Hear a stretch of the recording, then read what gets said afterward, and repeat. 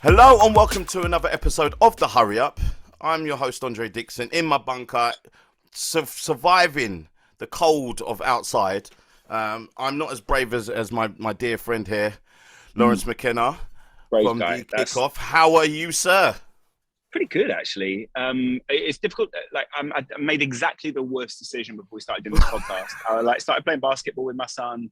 He's just started watching the playoffs with me of the NFL, and he was basically like, he's got an American football and a basketball in this hand. And he's like, "We're going to do something," and I was like, "Nope, I'm leaving." And he was not ready for that. Oh, no. Terrible, but here I am. It's good though, because we get to we'll wake up every morning, we get to watch little NBA, little of the playoffs, and we'll just mix and match every day. And that's our first thing we do in the morning together. It's great. Bro, I love that you love American sports as well, because obviously we have a shared love of two shared loves. We have our Liverpool. Nice Everyone mug, knows actually. I'm a thank you very much, sir. And everyone knows I love Liverpool, and everyone knows you're a Liverpool fan as well. Mm. But I would say that American sports, in general, the NBA and the NFL, actually takes a little bit of the sting off of when things aren't going our way.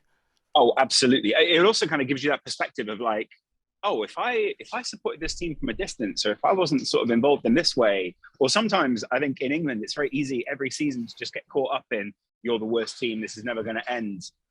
In the NBA, NFL, it's like, oh, next season you'll be fine. And that's why I've kind of taken on that mentality with Liverpool. Yeah, I've literally been going on these little rants of mine about how the league is formed, and because I obviously have to cover so much sports in America, where it's actually it's not, as I would say, I don't know if you'd agree, predictable as the Prem, for example. And what it does, and this is the problem I've got with NFL, is actually drawn me in, where before it was like definitely 1B sport and NBA was 1C, but now it's got to the point where it's actually I'm probably it's probably my favorite now, because especially considering this season, right?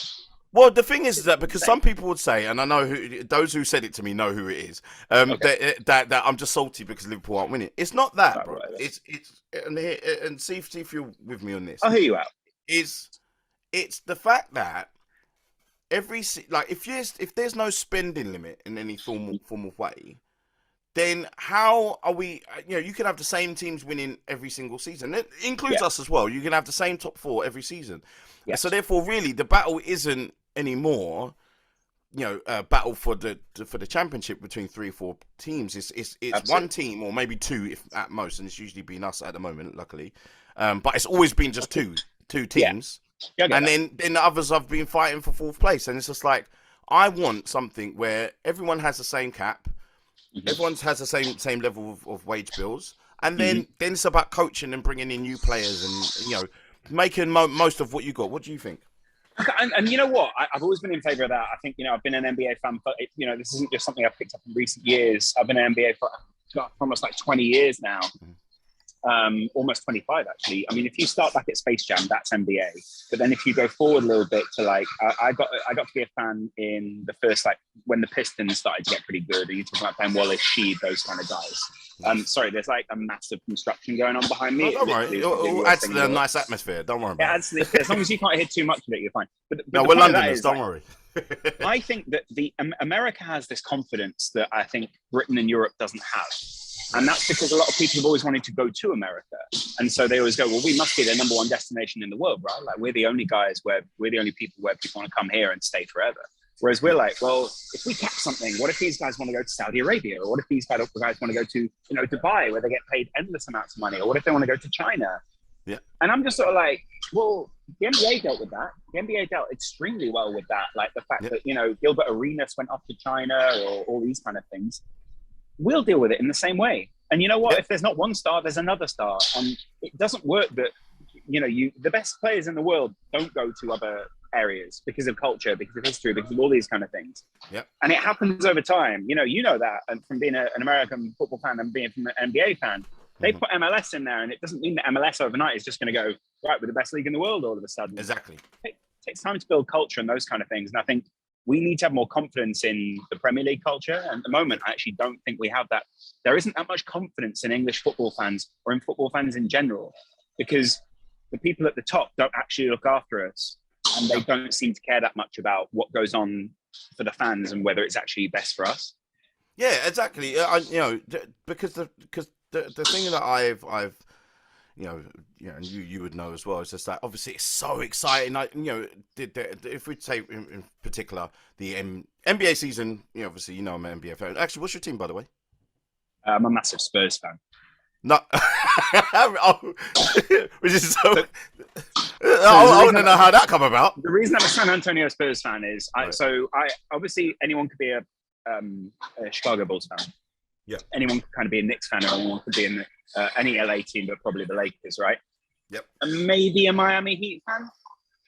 But the reason I'm a Spurs fan is when I was getting into the NBA, I was talking to actual NBA fans, and they were like, you know what, you should support someone who's like Liverpool. And Liverpool had Rafa at the time. And I was like, okay, so who's kind of boring, but very methodical? And they were like, well, this is perfect, Greg Popovich. And I was like, okay, I'll take Greg Popovich.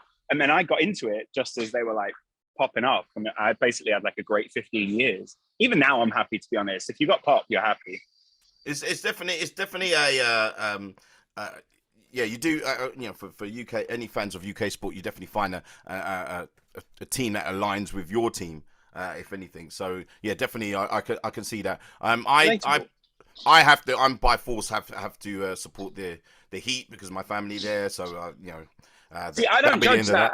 It's also if you stick around with the Heat, it's the sticking around. It's those people who sort of go, yeah, I'm a Heat fan because D Wade and Shaq are there, or yeah, I'm a whatever.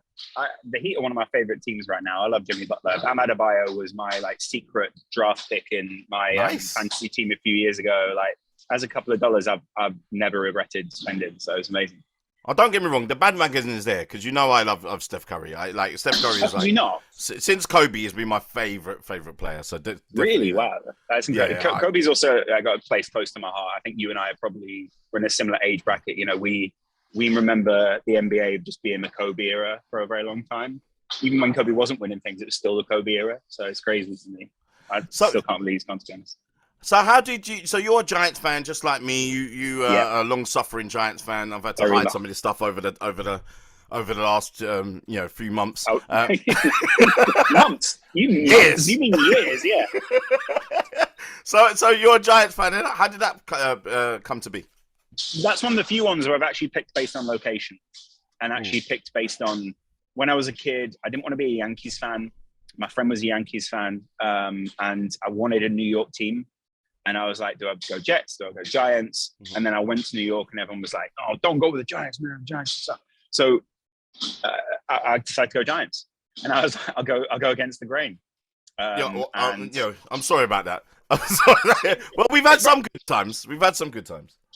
Fortunately, again, I picked them up just before they got good. And then it sort of went into that era. And then now I'm like, I love Saquon. I got to chat to Saquon a few years ago and he was just... Oh, I'm so jealous that you get to meet the one players, of those guys. I wish I got to meet more players. Saquon was he's got when you have someone who's got that demeanor of an all-star legendary player. Yeah. He's already got that, and I just wish that his health would sort of match up to that. Yeah, exactly. I can hear a lot of Giants fans in my ear saying, "Oh, I wish you play like it and stay on the damn field." But let's right. So when he does though. Come on. It's insane. But you and I know you trading for Debo in 2 seconds. That's for damn sure. Don't get me started. Right, let's go into the firings. Obviously, last week there's a bunch of firings, some expected and some not. So if we go into order, John Gruden obviously resigned a little while ago. That doesn't count as a firing. That just counts as a shaming. That is true. And I think a lot of people are trying to sort of go over that because Gruden's obviously got quite a lot of stature in the league, or had quite a lot of stature in the league. I think even before that, I don't think the Raiders were really going in the direction that they needed to be going in, and it was kind of inevitable to me that Gruden wouldn't be there in the end. I think they overcommitted to him, and ultimately. And I think Carr's been a much bigger influence on that team than Gruden has. I love him. I'm not going to put Gruden down for what he did on the field and the kind of culture that he's tried to put there. But there's plenty of things that I couldn't appreciate about that. So yeah, I think Carr's like the shining example and leader of that franchise. Just wish he shaved his hair. You're not into long hair. It's not that I'm not into long hair. It's like I'm not into long hair like that. And I can't tell whether it was like I won't shave my head until we win a Super Bowl or something, but I really hope. Yeah, but he plays better with long hair. He's like Samson. Yeah, I see that, but I don't know if his whole life is going better because of that. Like, it makes me feel like it's like, I don't know. It's not quite the look, and I feel like he wears eyeshadow with it. So, and again, I have nothing against eyeshadow. Oh my God, like that, but is it me? I thought it looks like he does, but I don't think he does because I've seen him in person, and he's like really, really like obviously way taller than me. And so I couldn't really obviously get eye level to be able to see. And then Jordy Nelson walked past, so that was the end of that. I was just running over to Jordy Nelson. So I become fanboy. Like I have to try to behave myself in any form of way. That. So Urban Meyer went. Obviously, he should have went a long time ago, especially after Clubgate as well, because he didn't dance enough with that. But anyway, I won't get myself in trouble. You don't even need to get into people's dance moves. Vic Fangio, obviously that was expected. Mike Zimmer was a complete surprise as well. When you say surprise,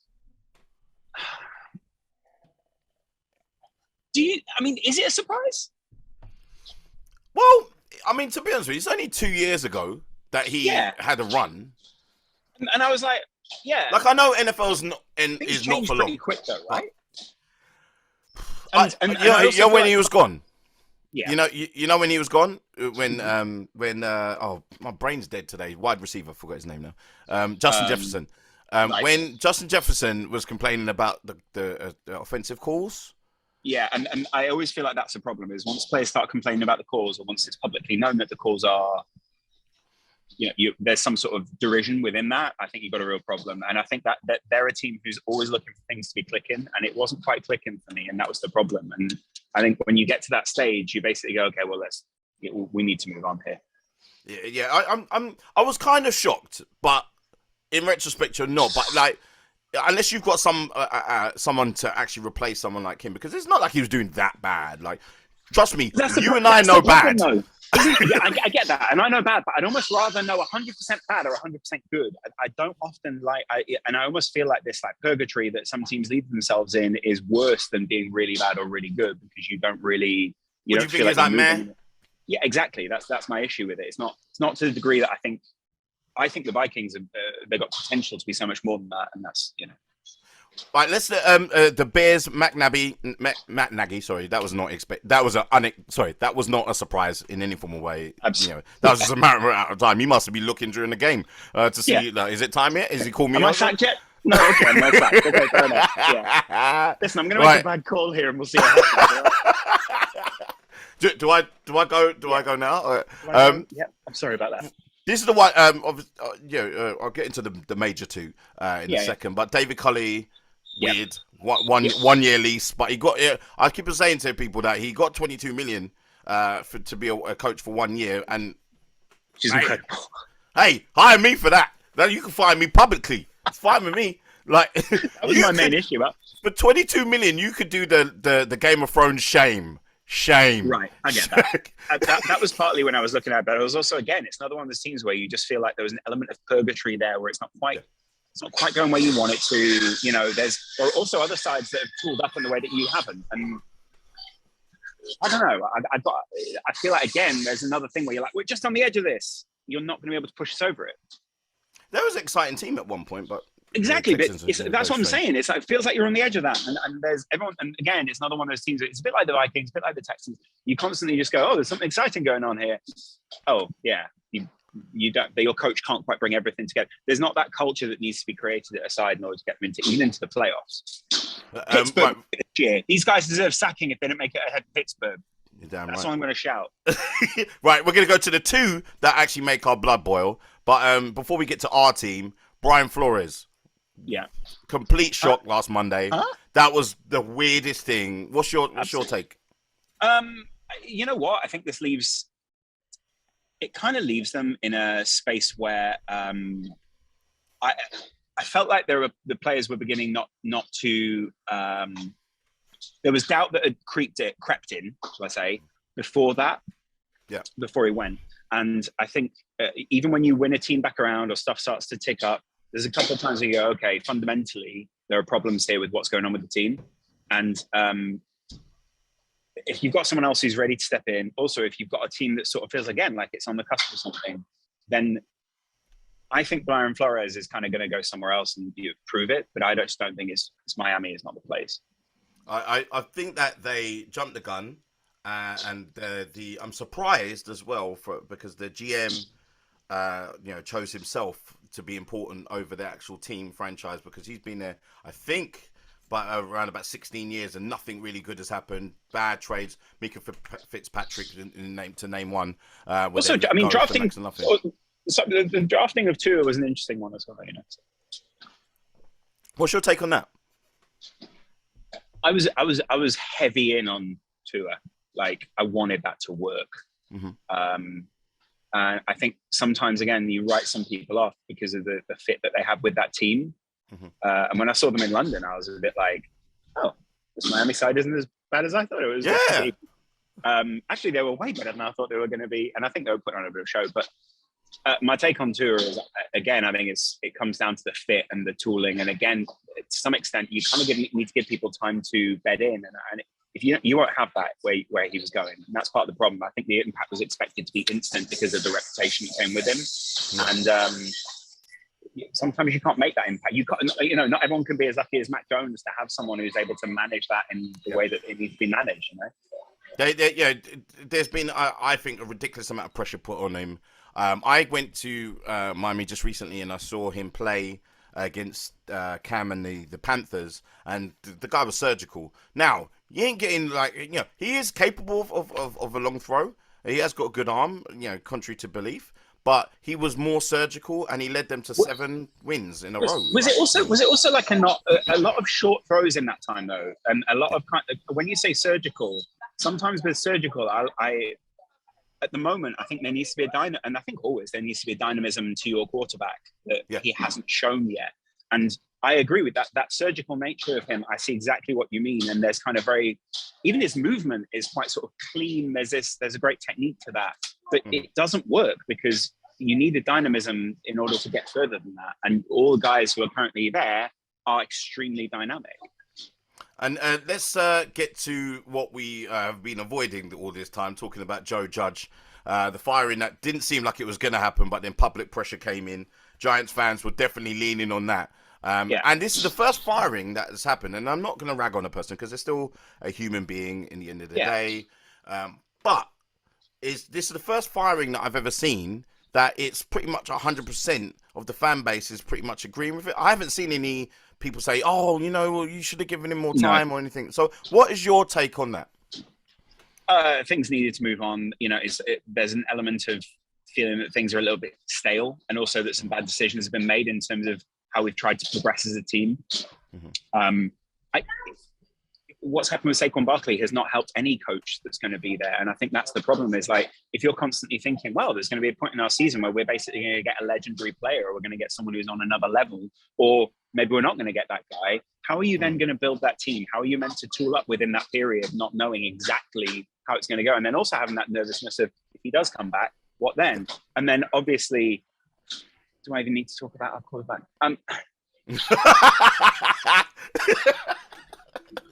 Why would you? I don't get why you.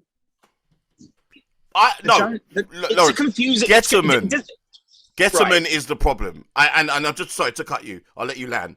No, please. Getterman is the problem. Getterman more than Joe Judge. Like Joe Judge, all right, he's fired because he did weird play calls with 2 quarterback sneaks in our own zone right next to our touchdown zone, and then the weird. I don't mind those though. That's what I'm saying. I don't mind that. Oh no, that was that was comical. That's where I'm like, look, I get what you're trying to do here. It feels like an element of desperation where you're trying to make your name, or you're trying to be like, oh, that genius on that day that did this very cool thing, and everyone goes, oh, maybe this guy does know what he's doing, sort of thing. But that's where I felt the team was at that time. That's such a desperate move to do that. It's not something that's going to be. It's not something that's ever going to go well unless your team is full of confidence, all those kind of things. That's what's so disappointing about that. I think because he walks around with this like Timmy tough guy type of thing, with the chest out and the whole bravado. Some of them, the interviews that were really, really embarrassing when he's like calling out and ragging on like for example when he called out on the Washington football team. I almost got the name wrong again, but thankfully I've saved that. We've all been there. Don't worry about it. And then so you're talking bad about them, and they hand you your ass. Like, that's something that you can't recover from. So. For that, also considering how bad they are, by the way. They're bad, and we're worse. Yeah. We can't. The fact that we can't say anything about any team at all. I can't even think. Maybe the Jags, we can have an argument with them, and I never thought we'd fall so low. Honestly, we can't even argue with the Jags. We can't even look at the Jags. At least it feels like there's a future with the Jags. I mean, I know there's a future with the Giants, but at least it feels like there's something there where at least those guys are proud of what they're trying to do, and they've sort of made an identity out of it. We're just like, what is going on here? Like, it doesn't work. And you can. The worst thing is as well, I think, if you've ever been to Giants Stadium, then you know what it's like to be for that team to be losing in that situation and that humiliating. New York just does not accept that in the first place, and I think that's the problem. There is that is going to put you under such extreme pressure, and also any personality that wants to try and stand out in New York and not be like a Saquon or someone like that, where there's an element of being humble, there's an element of understanding what the task is, those kind of things. He didn't ever seem to do that for me, and that's what's so frustrating about it. And now Brian Flores is, I think yesterday Brian Flores was kind of rumored to be on the shortlist for coaches. I'm a bit like, not against it. You know what? I'm going to put it to you. Do you right? We for the first time, we're going to be going through the process of hiring from outside, not just promoting from inside. Not promoting from within, yeah. Yeah, a GM and then head coach. What I do worry about, I'll let you have your say. No, go for it. I'm interested to hear what you have to say. What I worry about is that this process, so some media said, okay, well, what you need to do is do this thing properly. Mm-hmm. As long as it takes is as long as it takes. Don't feel that you have to rush things. However, I get what you mean. I get what you're going with. You need to get Flores. Like, if there's, find a person that they doesn't give him full reign, because we don't want to ever, be in that position where someone's got almighty power. We gave that to Getterman, and look where we are now. Didn't work. But you don't want to miss out on someone like him, because what that will do is, for and I'm sure you would agree, is that the optimism that would actually come for the next season, we would actually be excited. The draft will be better. You'll be able to get some better free agents. Well, to be honest with you, we need to move some people on because our cap space is Getterman that's again. A problem. Yeah, that's a real problem. But at the very least, you know that the actual performances are going to be better, and the whole process of having another losing season, because we're not going to do any better. But we may do, because the defense is decent. But what's your take? Do you think that Flores should be the one? Obviously, we have no power, but what do you think?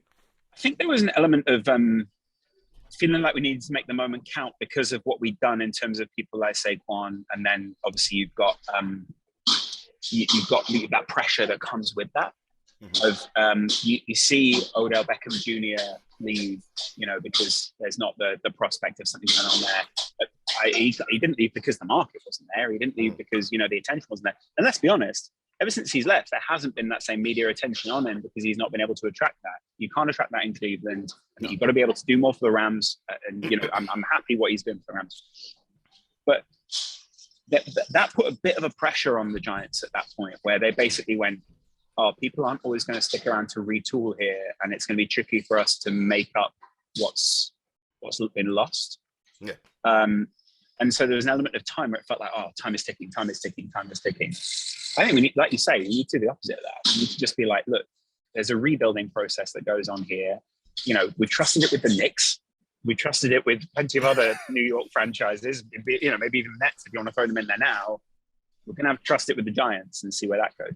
With this whole process, I'm really hoping that they move quick, and that, there's a rumor there's going to be two people, assistant GM and another maybe I think is the offensive coordinator for the Bills. If I'm wrong, which would be incredible, by the way, if they did that. Which would be great. I mean, they've done with Josh Allen's ridiculous.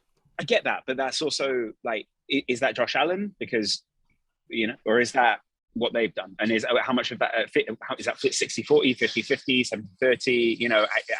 How good a talent do we have here to be able to get that offense actually moving? Well, it ain't Danny Dimes, that's for sure.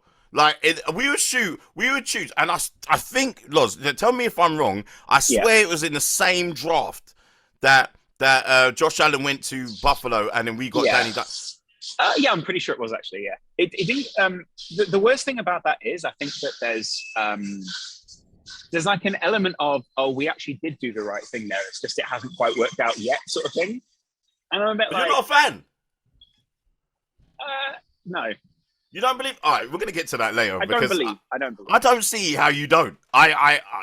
He showed you. He's amazing. All right, we're gonna get to this. We'll get to this. Fair enough. But one thing I have to do is a public apology to Odell Beckham Jr. Because because I have been angry at him for the last few years since he's been at the Browns, and it wasn't his fault. He got traded by a buffoon. And it's only because obviously some of the attention-seeking stuff that he did, with the giving Tom Brady the cleats, the goat cleats, and things like that in front of Baker, which is funny because you see that picture, the meme where you can see him looking on like, "What are you doing?" But I was angry because of the whole situation because it was a stupid move from both sides, and it's just like because he caused that by some of the stupid press conferences he had with Lil Wayne. Ragging on Eli and things like that. So I think that was where I was. But yesterday, my God, like it showed that I would say, obviously we're going to the games now. The Rams absolutely handed the Cardinals their arse. And it seemed like the Odell game. Like, what was your take on the Rams, demolishing the Cardinals?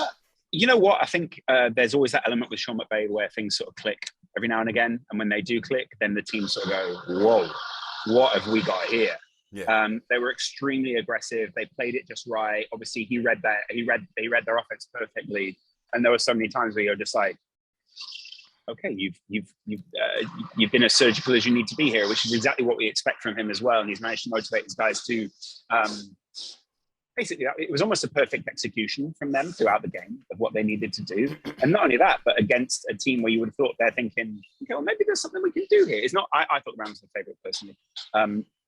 But I also think then when you bring in an Odell Beckham Jr., we bring in these finishing pieces, these finishing touches, it begins to come together and you start to go, oh, good. We don't have to worry about our running so much anymore. We don't have to, it takes the pressure off other elements of the team because you've got this superstar aspect that only really seemed to have been in the line before that. And there was no one out there that we could sort of go, oh, yeah, look at this guy, look at this guy. Now you've got that focal point. I think that's so important for some teams. He seems like he's actually got his confidence back because I think that was going he's away very from him when he was at the Browns. And obviously he threw a touchdown yesterday as well, which is like, again, another ridiculous feat. And then he loves that kind of thing though, doesn't he? He seems like it, but I think he seems in this particular team, which is weird because he's in La La Land, which is everything he normally you would think that he would want to be around. He seems very much more focused, more quiet. I haven't heard anything from him outside the field. Whereas before it was like too much, if anything, I think it's their culture as well, though. Like he to some extent, I think he's not a leader. He's not the kind of guy who's going to go out there and lead the rest of the team. He is someone who needs to be bridled and led a little bit because there is so much energy there. There is so much that he wants to do. He's incredibly distractible by the glitz and the glamour of things. Like you said, everything that was going on with the press conferences, all that sort of stuff. If you then have a culture that you come in and it's about dedication, it's about the excellence of what you're doing. I've got number 99 about that, all these kind of things. It makes a massive difference to the way that he's going to perform. And to some extent, it takes the pressure off him because he's like, oh, I can be a bit more relaxed. I don't have to be this intensity that I needed to be before to get the Giants to where they needed to be. There was a lot of pressure on him in Cleveland to get them to a certain level. And let's face it, a lot of the pressure was for him to make Baker look good. Yeah. And, when you have a quarterback that you feel you have to make look good, that's not the kind of pressure you want as a receiver. It is true, honestly. I that's why I had to make my public apology. We are at peace now. Have you ever had an argument with someone that didn't even know you're arguing with them? Didn't even met. Yeah, I think the person I've had the longest argument with in my whole is probably Roy Hodgson when he was at Liverpool. Like I never made a public apology, and I'm never going to make a public apology. We're not supposed to go into this. Shouldn't have happened. Roy, this just shouldn't have happened. You're just not meant to be here, are you? And now you're buying Konchesky, and no one understands it.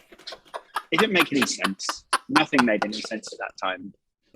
I still don't give him. I still. You know what? Actually, you know what? I will say this. I'll say this. I'm going to give him credit for one thing. If it wasn't for him taking over, and to a point where, you know, when your team is losing so badly that you just can't even watch, you have to listen on the radio. As soon as the goal goes in, you're just like, I'm not watching. That's it. If it wasn't for him, I wouldn't be into NFL as much as I was, because that season, it gave me all the time in the world to be able to learn all the players, rules, everything. So salute to you, Roy, for we wouldn't be sitting here if he didn't take over. NFL UK owe you a lot, Roy. If anything, Roy, I'd say you're one of the biggest influences that I've ever worked with. You pushed so many people away from the Premier League that we thought, wow, we're going to have to pick up not even another team, a whole other sport. You made me go, I don't need to watch people kicking it that much. I like it when they do it with their hands. So I don't know. I feel like Roy could make a lot of money if he just moved to the States. It's like if you're in the stadium, you're just like, so someone's like, look, could you just watch my seat? I'll be back. Genuinely, not anytime soon. I've got that 4G. I'm just watching NFL Sunday. All right, so let's go to the other results. I'll whiz through them. So the Chiefs absolutely battered the Steelers. Obviously, that was to be expected. We expected that. I think it's good to, it's almost. I know it's a strange thing to say. I kind of feel like Big Ben was going, and I don't really want to call him Big Ben. It's just Ben now. I kind of feel like Ben was basically just going, maybe if we weren't to make it to the playoffs, but I'd have done a valiant effort, that would be good. So maybe if the results could go the other way, so he could have finished and been like, but we were so close. Do you think he wanted to finish on that last game rather than this? Yes, absolutely. And he's looking at the results going, please go the right way. Please go the right way. And it didn't. Because also, not only that, but it's the contrast of those two QBs as well. Mm-hmm. You got the super squeaky clean guy who everyone sort of wants to talk to. He's in all the ads, all those kind of things. Baker Mayfield's given up a lot of space, so there's a lot of ads fulfilling. And now, we're in this position where he's going to be the face of the NFL for however long. I don't think Ben ever quite made it to that point. Even when he was doing things that were successful, I think a lot of people begrudge what happened off the field, and that was, a lot of people, I'd say, are kind of, especially a lot of commentators, are happy to see the back of him because they don't have to comment on someone who they always felt a little bit conflicted about. Yeah. Anytime there's a little bit of a lewd past, then and that's being generous. It's generous, just, people can look up what he did. Look it up. And, it's one of those things where, I try my best to separate mentally what happens off the field and what happens on the field. But I think the important aspect for me is that even then, Ben probably got a little longer than he needed to be afforded. And it's partly good that the Steelers weren't in a position to move them on because, put the guy out to pasture at this point. And then, so the Buccaneers as well, this is a light work for them. Very light, extremely light. Again, you and I are quite glad about that actual result as well. Right, I'm not a massive fan of the Eagles, not a massive fan of the Eagles fans either, but I do like Philadelphia. I do. I haven't been. I do. I have lots of friends, especially in my fantasy football league, who are from Philly. But I'm glad that you got beat down. I need to go. Genuinely. Yeah, what a city, man! Like, what an incredible place. That's kind of what's bizarre about it is Philadelphia is such an incredible sports city and such just an incredible culture in the first place. And then your fans can just suck so much. It's just crazy. Well, let's go on to the Bills. You know what is weird this weekend? That there's so many teams that have just it's not just winning. Home wins, easy home wins. Beat downs everywhere. There's nothing strange about this. Look at every one of these results apart from the Dallas result, and I'd imagine that it went the way that you expected it to go. I honestly expected Dallas to get one over on San Francisco. And I think ultimately, if they'd have played it correctly, they probably could have. But apart from that, everything went the way it was meant to. So actually, there is no surprise this weekend. Well, the Bills gave the Patriots, I think, their worst defeat ever under Belichick. So, and then I'm going to get before we go to the Cowboys game, I'm going to touch on this Josh Allen thing because you and I disagree on this. We agree on 95% of things. This here, we don't. Why do you not believe in number 17? Sorry, I thought when you were saying that, I thought that you meant our quarterback at the Giants. No, we are not talking sorry. about him. Right, he does not deserve. Okay, right. That's why I was disagreeing with you. Oh no, actually, yeah, I have a lot of belief in Josh Allen. I think Josh Allen is it's the complete opposite of that.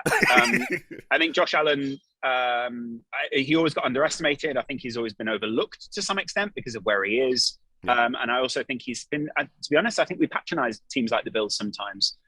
Because of the position they find themselves in, they're not this kind of super marketable side. Sometimes they get completely overlooked, and they're not that kind of sexy team that everyone wants to go and see. And they've kind of made themselves that now. And I think they've kind of come out of nowhere with that. Because a lot of people overlooked them for a while because it was like, oh, Bills, what does that even mean? Like, and now look where they are.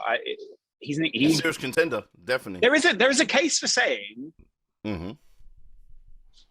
There is a case for saying that he actually had the best quarterback performance of that round. Yeah. And that he could also still be possibly not the best in terms of all time, but the best at the moment within the league. You think so? You do I'm remember not that? not a massive Packers fan. You do? Oh, I was thinking, wait a minute. I was thinking there. I was just like, I was going to tap your shirt here and be like, excuse me. Yeah, even then, I'm not a massive. Aaron Rodgers is going to be like, hold my beer this weekekend. Well, actually, that's part of my problem. I predict the Packers. That's what you're sticking to your prediction. Oh, we forgot one last. Sorry, before we get into the Rams and Cowboys, the Bengals and Raiders had a fight. Do you think that touchdown should have counted because the whistle went off? For those of you who haven't watched it, the whistle went off as Joe Burrow was throwing the ball.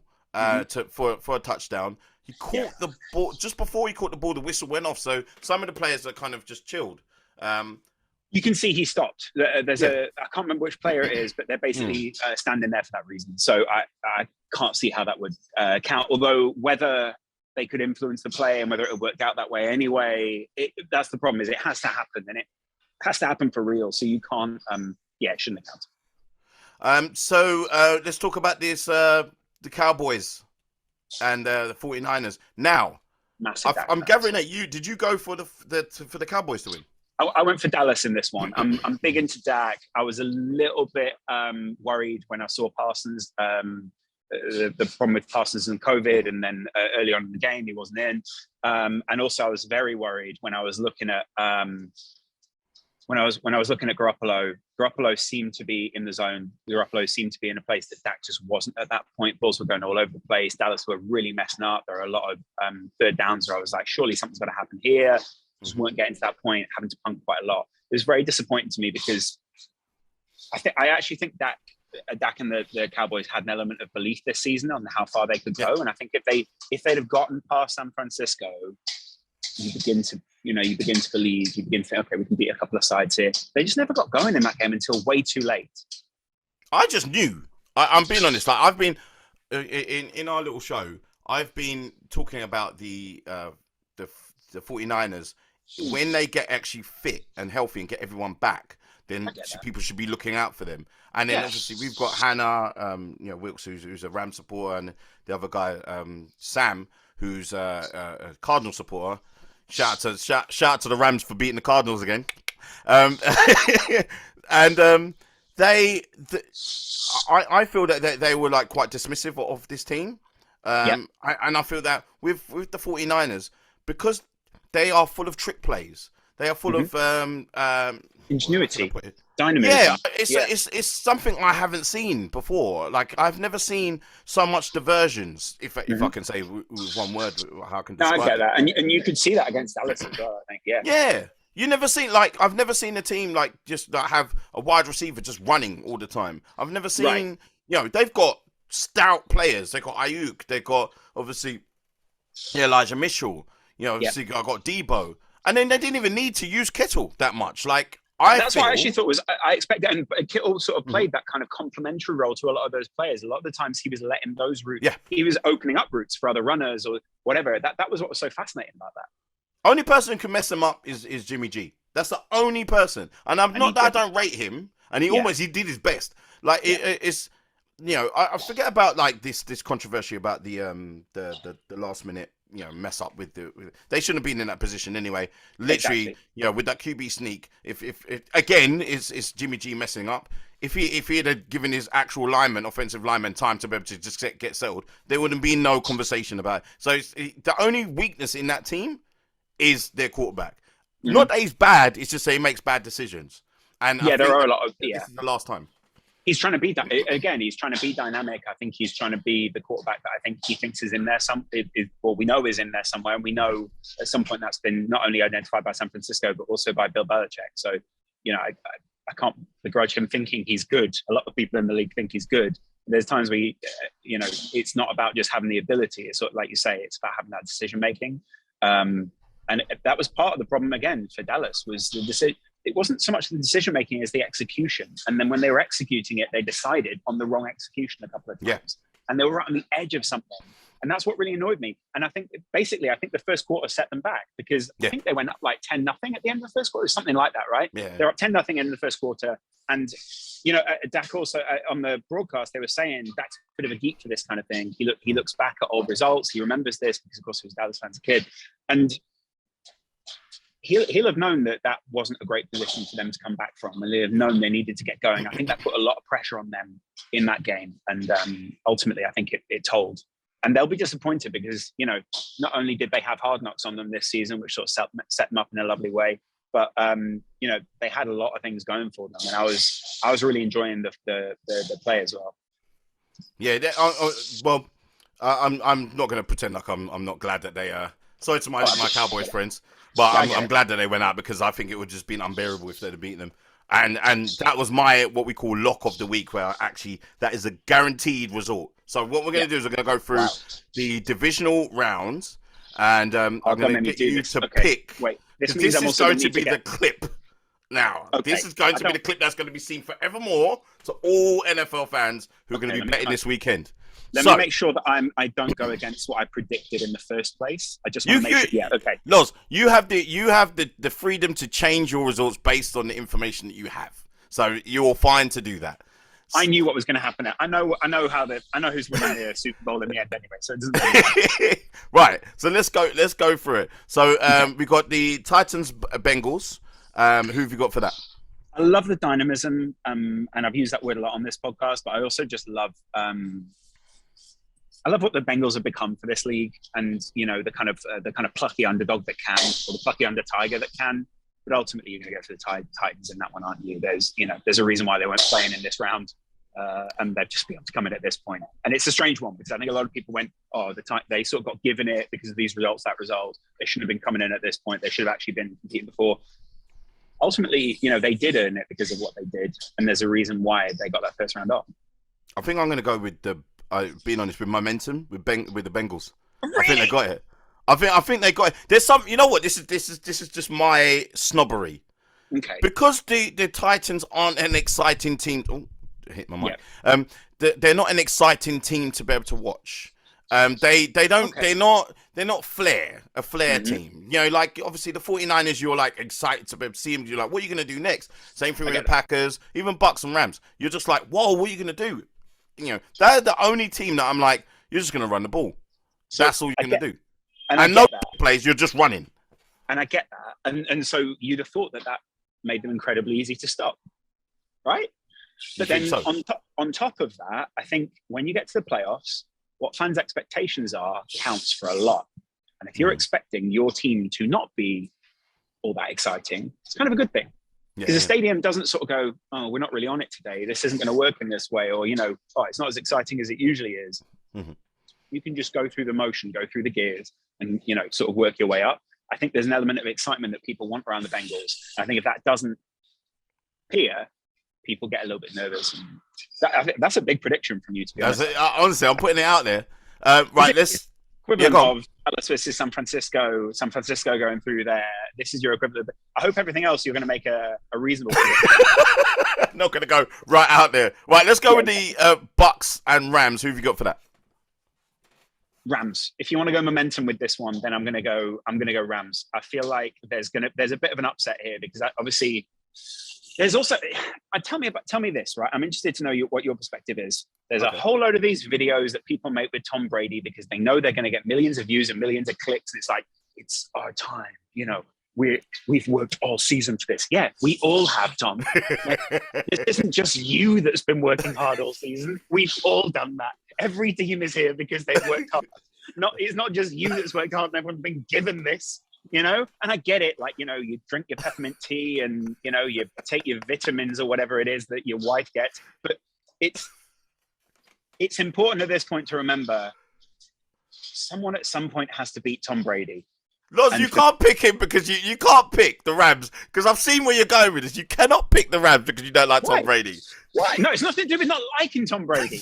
It's to do with the fact that I like the Rams more. And I like the way that Sean McVay sort of adjusts everything on himself when he gets a play right. He's like, oh, there's a little bit of something going on here. Let me adjust the headset. Let me adjust my pants a little bit. Let me just adjust the. I don't like him running into the end zone all the time, being Coach Clapp. I don't like that. It feels a bit Jose, but because he's nicer than Jose and much more reasonable, there's sort of an element there of being like, oh, he's a man of the people kind of thing. And when you hear him talk on podcasts, when you hear him talk in real life, he's the kind of guy you would want to just pick up a cause with and be like, hey man, good game. Like, yeah, I want them to win for that reason. And also, I just love the Rams. I love their jerseys. I love their culture. I love everything that they sort of stand for, apart from their ownership.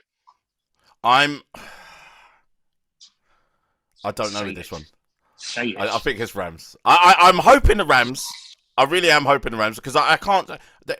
I just can't see how. Can I just ask? So that's what I was going to ask you, Ryan. Sorry, I keep cutting you off. You're the host. No, bro, go. Let me ask you the question then.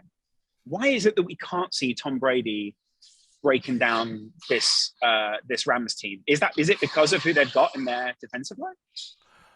Well, I think it's the defensive line is they're going to be coming at him. You've got three people coming at you.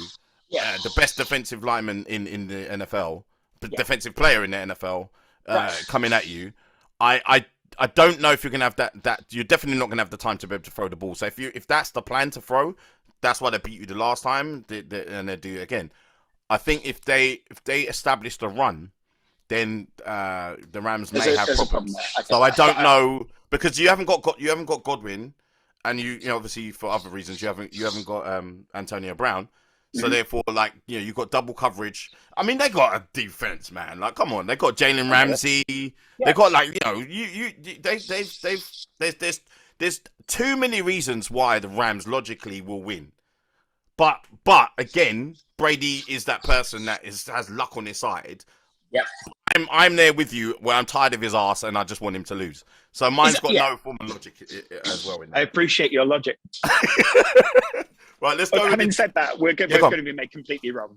Oh God, we're going to go through it at this point. We're going to get embarrassed if this happens again. It's the biggest challenge for Tom. Those Bucks fans are already in my DMs already. Don't worry, they think I hate him, as well as the Browns fans because I actually don't like you guys. But I'm joking. That's not me. Cleveland's a lovely place. Me and Laurence are ready to go. Right, right. The Packers 49ers. Mm-hmm. Let's see what you got with this one. Packers are just going to overpower them. I think it's an exciting one. Packers going all the way for me, no matter who they come up against. I think there is a slight element of you doubted me, now watch me. And there's been a lot of question marks over that guy's head all season. Would he rather be a game show? Would he rather be a game show? Yeah, would he rather be a game show host or would he rather be a quarterback? Would he rather be in adverts or would he rather be a quarterback? Would he rather be giving interviews in magazines or would he rather be a quarterback? All these questions have been asked all season. I think we've kind of annoyed him to a degree now where he goes, okay, watch. And this whole team seems to be just able. Maybe you're right. Maybe there's an element of momentum here. And maybe I'm not factoring that in where, they've just had that to just chill. But maybe it's also they've had plenty of time to sit back, analyze, rest themselves. There's plenty, it goes both ways. So I'm going to go Packers. What about you? Almost wish the feed froze there for a second because I am torn because I've been ranting and raving about the 49ers all this time and they actually proved me right. So all right, it's like when we beat Man United, handed them their arse in their own ground. Mm-hmm. And we've been saying, when you've been speaking beforehand, you're like, I think we'll win 3-0 or something like that. And people are like, how could you say that? You know what I mean? I get that. There's an element of that pride that you have because you've got it right and you see this team blossom. But I do love the Packers. And are we going lock for lock here? Are you going with your lock and I'm going against? I think I'm gonna go. All right, let's do it. I'm gonna go with the lock. This is you and I going to Paris together and putting our love locks on the bridge. and I'm going, I love the Packers, and you're going, I love San Francisco. And then we're both just going in there, and one of us ultimately is going to see it fall in the river. Ash, who's Ash from the NFL, please forgive me, but I'm gonna have to lock on the 49ers, causing the upset. Me and Laurence are going, against each other on this one for this week. I'll be tweeting you about that. I'll be tweeting you. I'll be texting you. I'll be all over that. You made a couple of predictions which just go against everything that I predicted. Just shocked me. So the fact that you gone with the Bengals, the fact that you gone with San Francisco, you know what? If anything, I respect it. I didn't expect anything else from Dre. So, and the last one, which I was going to use my lock on. Mm-hmm. This might surprise you as well. Chiefs and Bills. Who you got? This is the most exciting of the two quarterbacks in terms of, the young guy who's going to take the mantle. I've got a friend who's a massive KC fan, and we were talking about this because I was like, "Oh, KC go all the way, right?" And he was like, "I look at every round and I go, yeah, but if they do this, if they do this, if they do that." But then you go, "Yeah, but what about Pat?" And at every stage, it's always with him, isn't it? So I'm going to go with him. I feel like I'm going to go with the Chiefs. It's going against what I actually think is going to happen, but for some weird reason, I've just got it here that the Chiefs are going to do something. You can go with him. I'm going with you, Josh. I just judged on the performance I saw against the Patriots. Now, Patriots ain't all of that. They've been good all season, but they did handle them. And I think the weather's not ain't all that though an issue.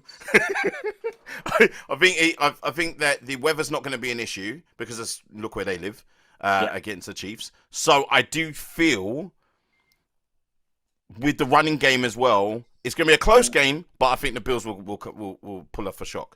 You know what it is as well? I think there's also an element of sometimes KC start quite slow. Yeah, I think it was 0-0 in the first quarter against the Steelers. Now, obviously against the Steelers, it's much easier to keep your belief than it is against the Bills. If the Bills pull away, you've got a bit of a problem. But I still think that this KC team, because of what they've been through this season, they basically go, it's not working. But it'll click at some point. It's not working. But it'll click at some point. And in the end, it does. Yeah, you ain't got that type of time against the Bills. That's not the problem. These guys are going to be coming for you, and then the momentum is there. Because what is that? You having a week off is a blessing and a curse as well. Because sometimes a little bit of rust comes in, and it might be too late for you to actually come back. So that's what I'm thinking. Okay, I understand it. I also think there's just so many weapons out there. I think for both teams, that's it makes it unpredictable who's going to have a good game. Who's actually going to turn up. And I'm just a massive fan of the speed and the legs that KC have got. They're just so exciting to watch in a way that I don't think they rely on Josh Allen. Josh Allen is relied on in a different way to the way that they are currently relying on Pat at KC. I think that's part of it as well. This season, they've kind of learned that there is a bit more to this team than just the Patrick Mahomes show. But what a game and what a weekend! But it also makes me sad because we're getting a bit closer to the end, and then we're just going to be stuck. We're gonna have like two sports. I'm trying to get into hockey and other sports so I can take the. Hockey is incredible, by the way. Yeah. I need to do that because NBA is exciting, but that also gets my blood boiling sometimes because. Okay, I get that. I do love the Warriors, and I do want them to win again, and I do love Steph Curry. But if you're trying to get into, go on. If you're trying to get into hockey, play it on not in real life. It's deadly. Play it on like a PlayStation or an Xbox or something. It's one of the most addictive games that you will ever play. Yeah, bro, it's so good to play. Like it's one of the best games on Xbox and PlayStation, and it's also one of the games you can just pick up. You can sort of understand how the puck moves and that sort of thing. I don't think it's as good. It's you don't play real hockey in that sense. Like it's very much computer hockey. You start to understand a bit more about rules and things like that, and it's like every other game where I've got 2K, I've got Madden, and I've got what is the hockey called? It's NHL, I think. Yeah, NHL. Yeah.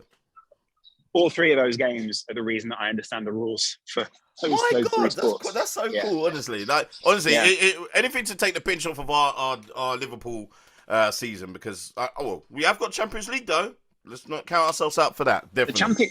I think the Champions League element's definitely exciting. I also just think, sorry, I've got a massive van just backing up right next to me. Right. It's also that I think City will slip at some point and make this a bit more interesting. Doesn't mean we're going to win it. I think Liverpool might push them a little bit further than you think. I'd rather them win it than Chelsea, but that's a different conversation altogether. I'd rather, actually. Oh, that's interesting. Why? No, I'd much rather Chelsea win it. I want the diversity in the league. I want to prove that City don't have a dynasty here, and I think Liverpool and Chelsea breaking that is really important. If we'd have won it back-to-back years, I think then you can argue that's this Liverpool team are generational if they break the stranglehold that City have got on this league.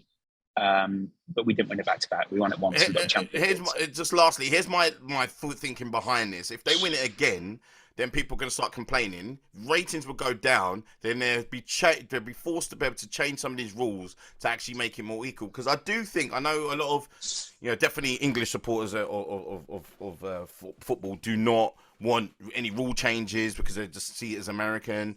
But the thing is that if you look at like what's happened over the last for many, many years, we've taken, be it squad numbers and breaks and all these types of things that we have, playoffs in the playoffs, championship, all of these things we've taken aboard, and actually the championship is actually really exciting towards the end because you don't know who's going up. So you need that, and not a playoff to win the whole Premier League, but you just need something to actually make it a bit more of a level playing ground. But I feel like that's where the Champions League fills a massive competition hole for us, which I think is it's not diverse enough.